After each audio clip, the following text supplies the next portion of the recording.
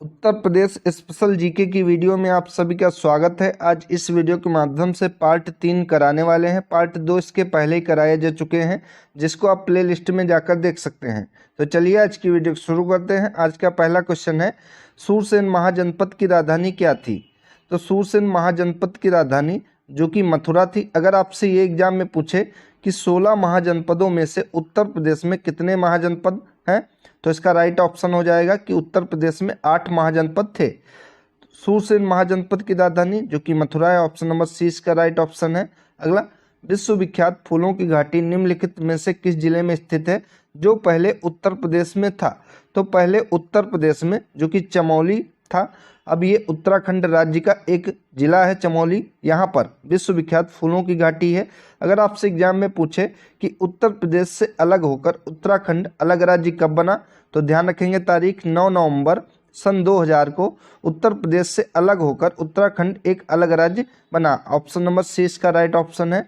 अगला, ब्रिटिश सरकार के शासनकाल में उत्तर प्रदेश की ग्रीष्मकालीन राजधानी निम्न में से किस नगर में होती थी? मंसूरी, श्रीनगर, रानीखेत या फिर नैनीताल? तो ब्रिटिश सरकार के शासनकाल में उत्तर प्रदेश की ग्रीष्मकालीन राजधानी जो कि नैनीताल होती थी, और वैसे उत्तर प्रदेश की राजधानी इलाहाबाद होती थी और ग्रीष्मकालीन नैनीताल होती थी। ऑप्शन नंबर डी इसका राइट ऑप्शन है। अगला, उत्तर प्रदेश में स्थित कुशीनगर निम्न में से किसके लिए विश्वविख्यात है?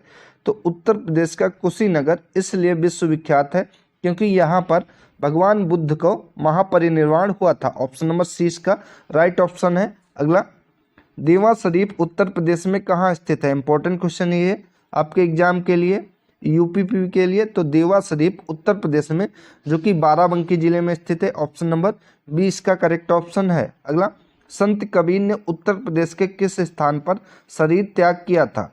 तो संत कबीर ने उत्तर प्रदेश के मगहर में अपने शरीर को त्याग दिया था। ऑप्शन नंबर 20 का राइट ऑप्शन है। अगला, सरकी शासकों द्वारा निर्मित मस्जिदें निम्नलिखित में से कहाँ पर बनवाई गई हैं?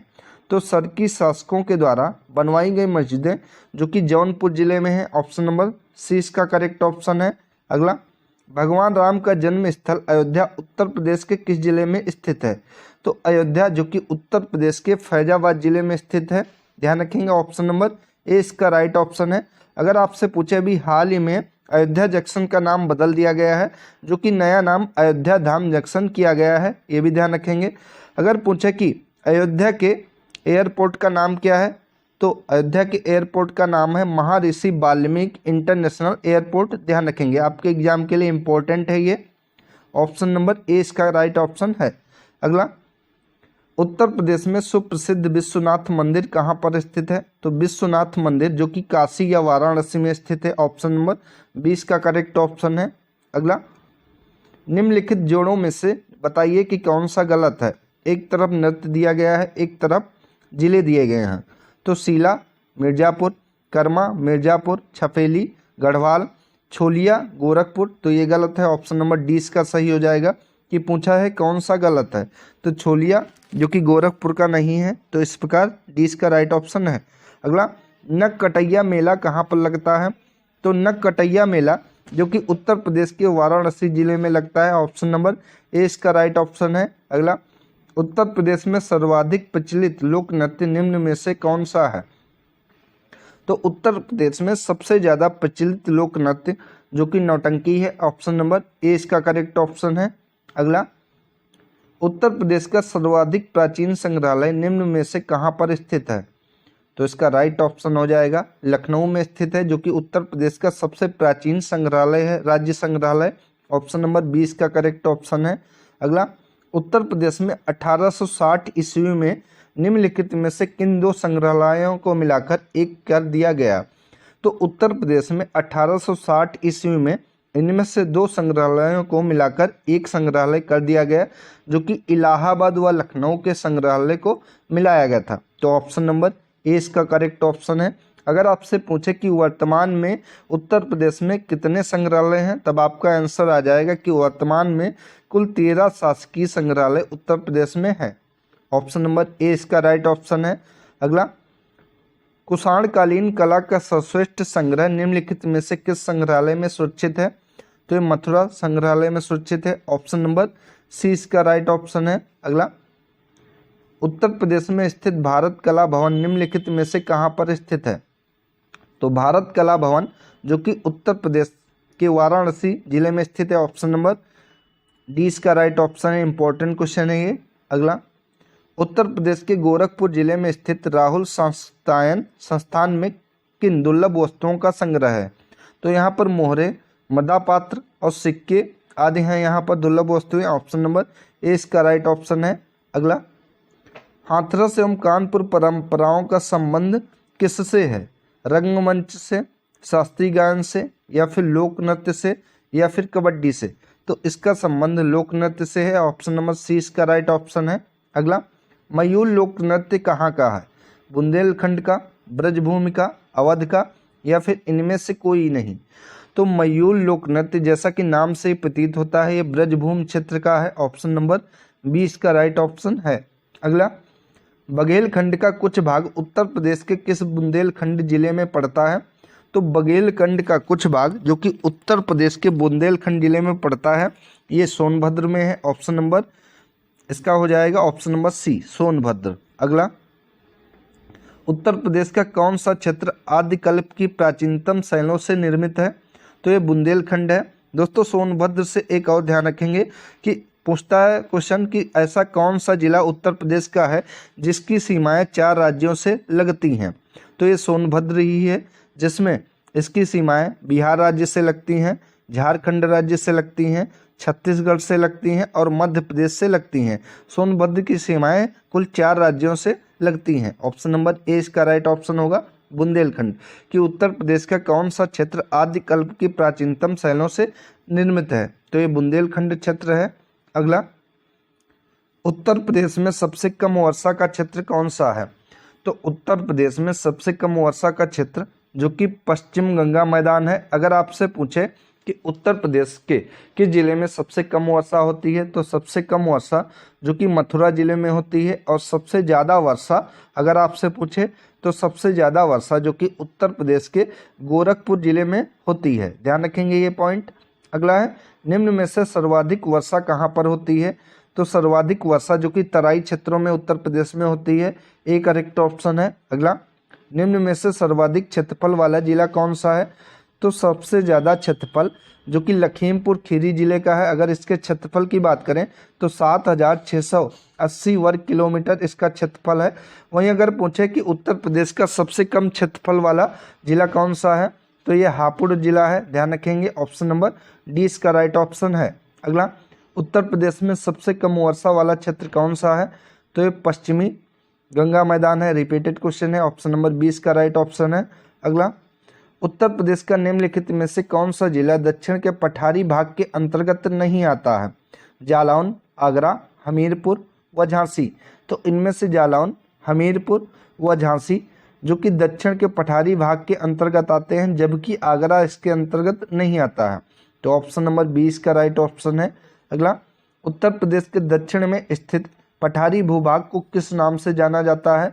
तो पठारी भूभाग को जाना जाता है जो कि बुंदेलखंड का पठार जाना जाता है। ऑप्शन नंबर डी इसका राइट ऑप्शन है।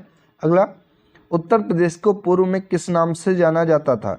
तो उत्तर प्रदेश को पूर्व में यूनाइटेड प्रोविंस के नाम से जाना जाता था क्योंकि उत्तर प्रदेश का नाम जो कि 24 जनवरी 1950 को इसका नाम बदला गया और 1921 में इसकी राजधानी इलाहाबाद से लखनऊ की गई। ये भी ध्यान रखेंगे। अगर पूछे कि इसकी राजधानी लखनऊ कब की गई तो 1921 में की गई। अगर आपसे पूछे कि लखनऊ से पहले उत्तर प्रदेश की राजधानी क्या थी तो लखनऊ से पहले उत्तर प्रदेश की राजधानी जो कि इलाहाबाद थी। अंग्रेजों ने इलाहाबाद इसकी राजधानी बनाई थी और ग्रीष्मकालीन राजधानी जो कि नैनीताल बनाई थी। लेकिन 1921 में इसकी राजधानी लखनऊ बना दी गई। ध्यान रखेंगे ये। अगला, निम्न में से किस नदी को राष्ट्रीय जलमार्ग संख्या 1 के रूप में प्रयुक्त किया जा रहा है? तो ये गंगा नदी को प्रयुक्त किया जा रहा है। ऑप्शन नंबर ए इसका करेक्ट ऑप्शन हो जाएगा। अगला, उत्तर प्रदेश की सबसे लंबी नहर कौन सी है? तो उत्तर प्रदेश की सबसे लंबी नहर जो कि शारदा नहर है। ऑप्शन नंबर डी इसका करेक्ट ऑप्शन है। निम्न में से कौन उत्तर प्रदेश की पेयजल परियोजना है? यहाँ पर पूछा है कि पेयजल परियोजना कौन सी है, शारदा सहायक नहर परियोजना या फिर ज्ञानपुर पंप नहर परियोजना, गोकुल बैराज परियोजना या फिर पथराई बांध। तो इनमें से उत्तर प्रदेश की पेयजल परियोजना है जो कि गोकुल बैराज परियोजना है। ऑप्शन नंबर सी इसका राइट ऑप्शन है। अगला, केंद्र सरकार द्वारा किस नदी को राष्ट्रीय नदी घोषित किया गया है? तो सेंट्रल गवर्नमेंट के द्वारा गंगा नदी को राष्ट्रीय नदी घोषित किया गया है। अगर तारीख आपसे पूछे तो ध्यान रखेंगे 4 नवंबर 2008 को गंगा नदी को केंद्र सरकार के द्वारा राष्ट्रीय नदी घोषित किया गया। ऑप्शन नंबर ए इसका राइट ऑप्शन है। अगला, आगरा नहर का निर्माण किस वर्ष पूरा किया गया? तो आगरा नहर का निर्माण जो कि 1874 में पूरा किया गया। ऑप्शन नंबर सी इसका करेक्ट ऑप्शन है। माता टीला परियोजना किस नदी पर है? इंपॉर्टेंट क्वेश्चन ये है। तो माता टीला परियोजना जो कि बेतवा नदी पर है। ऑप्शन नंबर ए इसका करेक्ट ऑप्शन है। निम्नलिखित में से कौन सा युग्म सुमेलित नहीं है? एक तरफ नगर दिए गए हैं और एक तरफ यहाँ पर नदियाँ दी गई हैं कि कौन सा नगर किस नदी के किनारे स्थित है। तो विठूर जो कि गंगा नदी के किनारे स्थित है, गोरखपुर राप्ती नदी के किनारे स्थित है, जौनपुर सई नदी के किनारे स्थित है। गलत है क्योंकि जौनपुर जो है वो गोमती नदी के किनारे स्थित है, सई नदी के किनारे नहीं। और कौशाम्बी जो कि यमुना नदी के किनारे स्थित है। वहीं अगर आपसे पूछे कि आगरा शहर किस नदी के किनारे स्थित है, तो आगरा जो कि यमुना नदी के किनारे स्थित है। और लखनऊ अगर आपसे पूछे तो लखनऊ जो कि गोमती नदी के किनारे स्थित है। कानपुर अगर आपसे पूछे तो कानपुर जो कि गंगा नदी के किनारे स्थित है। वाराणसी भी गंगा नदी के किनारे स्थित है, ये ध्यान रखेंगे। तो इसका राइट ऑप्शन हो जाएगा ऑप्शन नंबर सी। पूछा है कौन सा सुमेलित नहीं है? तो जौनपुर जो कि राप्ती नदी के किनारे, माफ कीजिए गोमती नदी के किनारे स्थित है, ना कि सई नदी के किनारे स्थित है। अगला, राजघाट बांध एवं नहर परियोजना उत्तर प्रदेश और मध्य प्रदेश सरकार के बराबर बराबर सहयोग वाली संयुक्त परियोजना है जो बनाई जा रही है। तो ये बेतवा नदी पर बनाई जा रही है राजघाट बांध एवं नहर परियोजना जो कि बेतवा नदी पर है। ऑप्शन नंबर सी इसका राइट ऑप्शन है। अगला, हथनी कुंड बैराज नया ताजे वाला बैराज जो कि यमुना नदी पर बनाया गया है कितने राज्यों की संयुक्त परियोजना है? तो ये 5 राज्यों की संयुक्त परियोजना है। ऑप्शन नंबर डी इसका राइट ऑप्शन है। अगला, उत्तर प्रदेश के सर्वाधिक क्षेत्रफल पर किस प्रकार की मिट्टी सबसे ज़्यादा पाई जाती है या किस प्रकार की मिट्टी का सबसे ज़्यादा विस्तार है? तो उत्तर प्रदेश के सबसे ज़्यादा क्षेत्रफल पर जलोढ़ मिट्टी पाई जाती है। ऑप्शन नंबर ए इसका करेक्ट ऑप्शन है। अगला, लाल मिट्टी उत्तर प्रदेश के किन जनपदों में मुख्य रूप से पाई जाती है? तो लाल मिट्टी जो कि उत्तर प्रदेश के मिर्जापुर और सोनभद्र जिलों में मुख्यतः पाई जाती है। ऑप्शन नंबर डी इसका करेक्ट ऑप्शन है।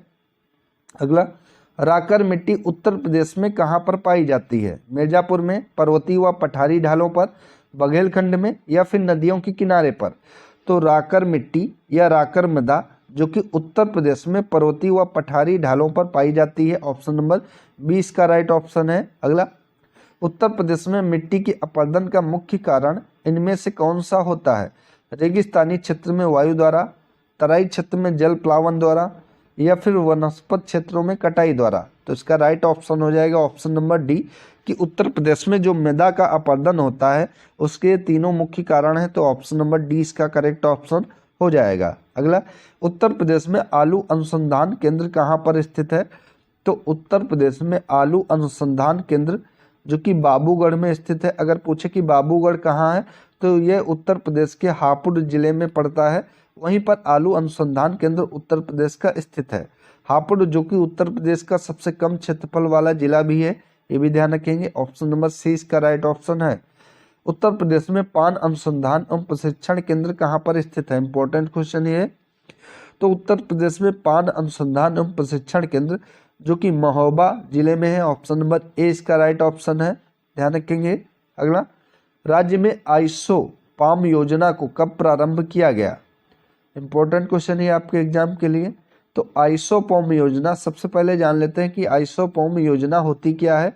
तो इसके अंतर्गत जो तिलहन की खेती होती है उसको बढ़ावा दिया जाता है, जैसे कि सरसों हो गई, राई हो गया, जो भी तिलहन के उत्पादन हैं जहाँ से तेल प्राप्त होता है उनकी फसलों की खेती को और ज़्यादा बढ़ावा देना इसलिए इस योजना को प्रारंभ किया गया था। और इस योजना को यानी कि आइसोपॉम योजना को प्रारंभ किया गया था, जो कि 2004-05 में प्रारंभ किया गया था। तो डी इसका राइट ऑप्शन हो जाएगा। अगला है, उत्तर प्रदेश में कृषि भूमि सुधार संबंधित किसान हित योजना कब प्रारंभ की गई थी? तो ये किसान हित योजना जो कि 2007-08 में प्रारंभ की गई थी। ऑप्शन नंबर सी इसका राइट ऑप्शन है। राज्य में ऑपरेशन फ्लड कब प्रारंभ किया गया था? तो उत्तर प्रदेश राज्य में ऑपरेशन फ्लड जो कि 1973 में प्रारंभ किया गया था। वहीं अगर पूछे कि ऑपरेशन फ्लड यानी कि दुग्ध क्रांति, इसके प्रणेता या जनक कौन है? तो डॉक्टर वर्गीज कुरियन। आप लोग नाम याद रखेंगे, इंपॉर्टेंट क्वेश्चन है ये। तो डॉक्टर वर्गीज कुरियन जो कि श्वेत क्रांति के प्रणेता या जनक हैं।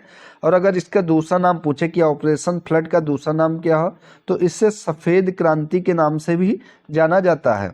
सफ़ेद क्रांति जो कि उत्तर प्रदेश में 1973 में आई थी। ऑप्शन नंबर ए इसका राइट ऑप्शन है, शुरू की गई थी यानी। अगला, बुद्ध की प्रतिमा का पहली बार विकास किस काल में हुआ? मौर्य काल में, गुप्त काल में, मथुरा काल में या फिर अमरावती काल में? तो बुद्ध की प्रतिमा का विकास जो कि मथुरा काल में हुआ। और प्रथम बौद्ध प्रतिमा का निर्माण जो कि सम्राट अशोक के द्वारा करवाया गया था, ये भी ध्यान रखेंगे, सम्राट अशोक के द्वारा प्रथम बौद्ध प्रतिमा का निर्माण करवाया गया था। फिरोजाबाद किसके लिए प्रसिद्ध है? तो फिरोजाबाद जो कि कांच की चूड़ियों के लिए प्रसिद्ध है। और फिरोजाबाद को किस अन्य नाम से जाना जाता है? तो फिरोजाबाद को सुहाग नगरी के नाम से भी जाना जाता है, ये भी ध्यान रखेंगे। अगर आपसे पूछे एग्जाम में कि सुहाग नगरी उत्तर प्रदेश के किस जिले को जाना जाता है, तो फिरोजाबाद जिले को जाना जाता है, नाम ध्यान रखेंगे। ऑप्शन नंबर ए इसका राइट ऑप्शन है। वहीं अगर पूछे कि ताले कहाँ के प्रसिद्ध हैं, तो अलीगढ़ के ताले प्रसिद्ध हैं, ध्यान रखेंगे, अलीगढ़ के ताले प्रसिद्ध हैं। ऑप्शन नंबर इसका ए राइट ऑप्शन हो जाएगा। अगला, हिंडैल्को स्थापित है रॉबर्ट्सगंज में, रेणुकूट में, मोदीनगर में या फिर गोंडा में? तो हिंडैल्को जो कि रेणुकूट में स्थापित है, 1962 में इसकी स्थापना की गई थी, ये भी ध्यान रखेंगे। ऑप्शन नंबर 20 का राइट ऑप्शन है। अगला, प्रदेश में एक नॉलेज पार्क की स्थापना की जा रही है, वह कहाँ पर है? तो उत्तर प्रदेश में एक नॉलेज पार्क की स्थापना की जा रही है जो कि ग्रेटर नोएडा में होगा। ऑप्शन नंबर 20 का राइट ऑप्शन है। तो दोस्तों ये थी आज की महत्वपूर्ण वीडियो अगर आप सभी को अच्छी लगी तो वीडियो को लाइक करें, शेयर करें और चैनल को सब्सक्राइब करें। धन्यवाद दोस्तों।